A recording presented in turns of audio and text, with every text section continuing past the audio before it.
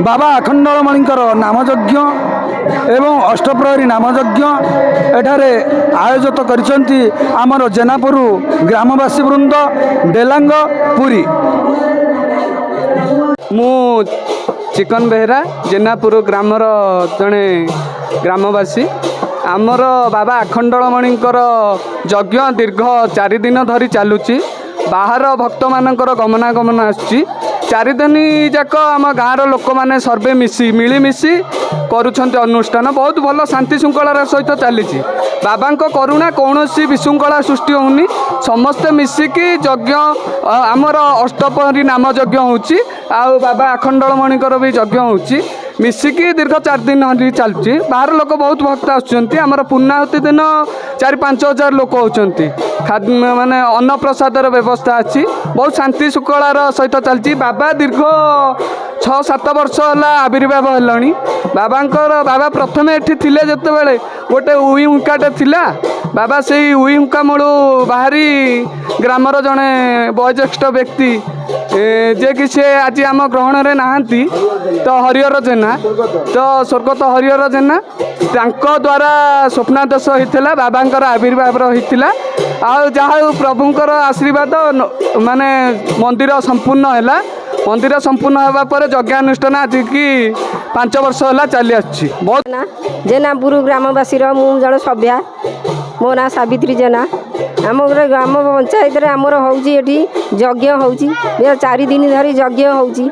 3 पहरा रोसई खा पीओ सब चलती धूमधाम यात्रा होची भी पिला माइबे बुढ़ी बुढ़ा समस्ते ये हजि जाइछन्ति पूरा मजि जाइछन्ति भक्त माने समस्त हजि जाइछन्ति मजि जाइछन्ति घर को जीवाई इच्छा करूनाहांती निद्रारे सुधा ये रही पारुछन्ति खाई भी पारुछन्ति सब प्रकार नीति नियम ये अच्छी आमर यहीपरि चली था केते वर्ष जाए एमती नीति नियम आमर जिते ठाकुर ये आविर्भाव गोटे उई हुंका थिला उई हुंकार गोटे गछ थिला गछुर बाहरी थिले अति दिन आज सापटे आगुआ बाहर सापटे बाहरिकी सब बेले से रहिले केबे गले नहीं सी सर्पटी पूरा देह त्याग कला देह त्याग करी आम देखांतर यार 20 वर्ष कथा मु कहूँ आउ मु बेसी किसी कहीपरिनी मुझे कहूँ।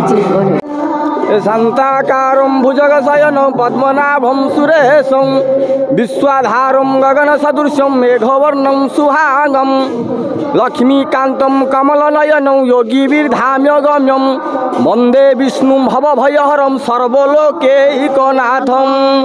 यह हूँ पुरी जिला डेलांग ब्लॉक जेनापुर 2 रे बाबा आखंडलमणि ग्रामर मुंडरे विद्यमान होइछन्ति। आमर ये हूँ परंपरा आमर आज को बहु वर्ष धरी नाम यज्ञ अनुष्ठित ग्राम मध्य होता। बाबा आखंडलमणि जिते ग्राम मुंडरे बाहर तेणु आज को 5 वर्ष धरी नाम सहित बाबांकर यज्ञ आज को 5 वर्ष धरी चली आसी बहुत सुचारू रूप से ग्रामवासी वृंद मिलित आकार में ए अनुष्ठान को बंचाई रखिंट उल्लासर सहित पालन कर बाबा आखंडलमणि सर्वभक्त मानकर मंगल कामना करतु सर्वे बोल आनंदे कबार। नीलाचल निवासाय नित्याय परमात्मने बलभद्र सुभद्रा नाम जगन्नाथ ये मोर श्री जोजापुर ग्रामवासी मु जड़े ग्रामवासी मोर नाम राजन छाटोई एवं मुझे मुख्य कर्ता हिसाब से यज्ञर मो कर्ता हिसाब से अच्छी। तेणु ये नामयज्ञ आज को 5 वर्ष हो आसूँ नामयज्ञ सहित अष्टप्रहरी नाम भी चली। तेणु ये गाँ सुचारू भाव में समस्त सहयोग एवं भक्ति भावना भितर उद्बुद्धित जड़ित हिसाब से चली। कौन सी विशृंखला ना कि कौन सी व्यतिक्रम भी ना समस्त नीति नियम भितर चलुची। तेणु आमे आशा करुँ यही भाव में समस्त उद्देश्य सफल हो एवं समस्त यही भावना भितर यही नाम संकीर्तन उज्जीवित हो रही कटितटे द्रुकूलं नेत्रांते सहचर कटाक्षं विदधते सदा श्रीमद वृंदावन वसति लीला परिचय जगन्नाथ स्वामी नयन पथगामी भवतु मे।